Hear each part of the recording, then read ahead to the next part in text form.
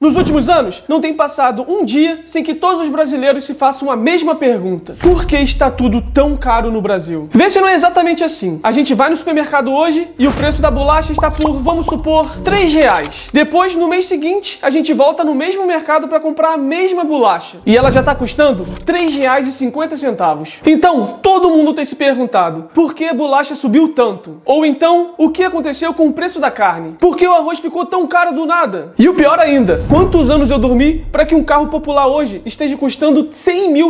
E por mais que essas perguntas sejam importantes, nesse vídeo eu vou te mostrar que, na verdade, não são os produtos que estão ficando caros, é o nosso dinheiro que está valendo cada vez menos. Aí você pode até questionar assim: mas, ô Bruno, e tem alguma diferença entre os nossos produtos ficarem bem caros ou o nosso dinheiro valer bem menos? E o pior que sim, tem uma grande diferença. Se a gente aceitar essa história de que estamos perdendo o nosso poder de compra por causa do aumento dos preços dos produtos, nós nunca conseguiremos acabar com a real causa de todo esse problema, que no caso é a inflação, ou seja, a desvalorização do nosso dinheiro. Sendo que esse assunto não precisa ser teórico demais e nem precisa envolver cálculos infinitos de economistas. Tudo que nós precisamos para entender como o nosso dinheiro tem perdido tanto valor são 2 hambúrgueres, alface, queijo molho especial, cebola picles, num pão com gergelim. Aí você vai e se pergunta: mas o que o Big Mac tem a ver com a inflação e da desvalorização do real como moeda? Calma, tem tudo a ver. Existe um índice muito importante chamado Big Mac Index, e ele foi criado lá em 1986 pela revista The Economist, que é uma das mais prestigiadas da área da economia, para mostrar o conceito de paridade do poder de compra, ou seja, o quanto seria necessário para comprar o mesmo produto em diferentes partes do mundo. Segundo o índice, o valor implícito do dólar, que teoricamente deveria ser o valor justo do dólar,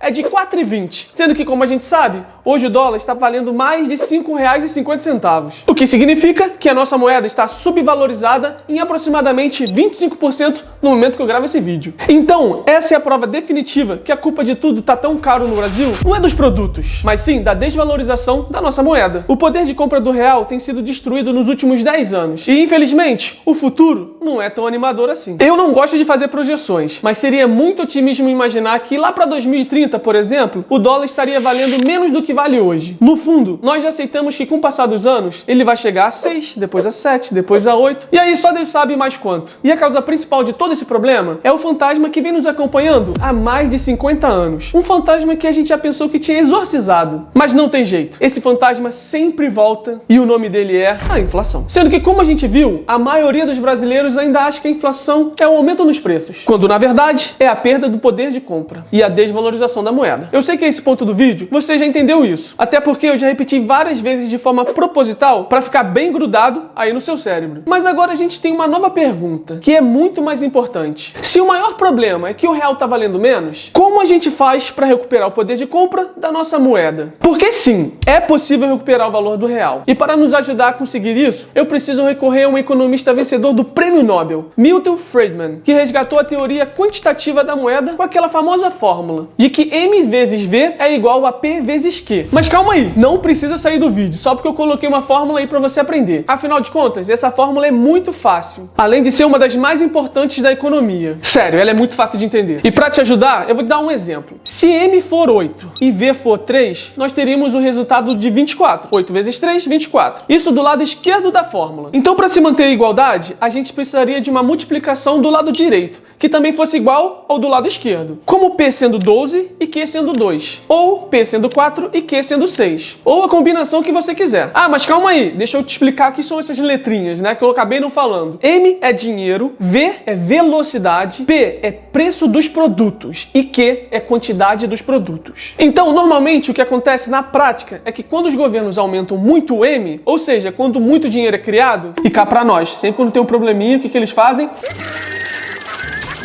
O P acaba subindo junto. Afinal, a igualdade entre os dois lados da fórmula tem que ser mantida. E é muito difícil subir o Q, já que essa é a produção total do país. Não tem como a gente dobrar nossa produção do dia para a noite. Faltariam fábricas, recursos e talvez nem tivesse tanta gente assim querendo comprar essas coisas produzidas. É por isso que quando os governos aumentam o M, quase sempre quem sobe é o P, o preço. É a principal forma que os governos possuem para tentar baixar o P, depois que eles já subiram o M, diminuindo ainda mais o V, a velocidade. Mas isso pode ser muito perigoso. Se o V diminuiu, significa que a velocidade da circulação do dinheiro diminuiu. Ou seja, as pessoas estão comprando menos e, por consequência, as empresas estão vendendo menos. Todo mundo perde. A única coisa boa nisso é que no curto prazo o P cai, ou seja, os preços diminuem. Mas isso não é nada sustentável. Eu acabei de falar que quando o V diminui, as pessoas deixam de comprar. Então, o que os governos precisam fazer é parar de aumentar o M, que seria parar de criar mais dinheiro, e incentivar a produção, ou seja, aumentar o Q. Dessa forma, o MVPQ entraria em equilíbrio novamente. Nosso dinheiro iria valer mais, nós iríamos comprar uma quantidade saudável, sem consumismo, mas sem passar vontade. Os preços seriam justos e a quantidade de produtos criados iria aumentar, o que significa mais empregos e renda. Mas eu sei que tudo isso está parecendo perfeitinho demais, né? Está parecendo até uma utopia inalcançável, um otimismo exagerado, porque a gente sabe que é muito difícil o governo parar de produzir mais dinheiro, e principalmente que a nossa produção suba por conta de outros fantasmas. Lembra que eu falei que o Brasil é perseguido pelo fantasma da inflação? Então, acontece que por mais que esse seja o chefão na casa chamada Brasil, também tem outros fantasmas, como os impostos, a burocracia, a corrupção,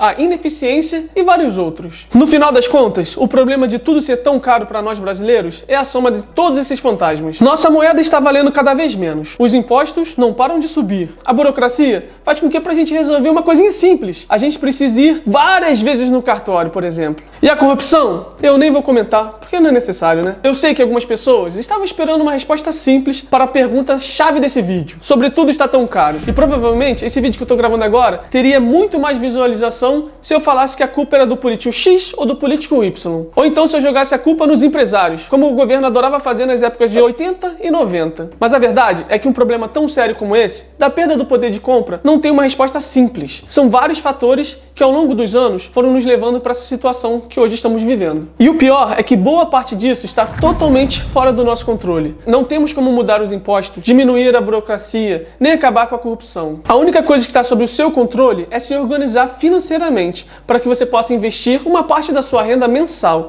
E daqui a alguns anos, você terá um patrimônio que te irá proteger da inflação. Não será um processo fácil e com certeza você vai precisar esperar uns 20 anos ou mais para chegar nesse ponto. Mas é totalmente possível, mesmo para quem recebe pouco. Então o meu conselho é que você se inscreva no canal para seguir aprendendo sobre como organizar sua vida financeira e como investir para ter um futuro financeiro próspero. Ah, e já aproveita e deixa aí nos comentários se onde você mora os preços estão subindo mais ou menos que a inflação oficial de 5% nos últimos 12 meses. Espero que vocês tenham gostado e até o próximo vídeo.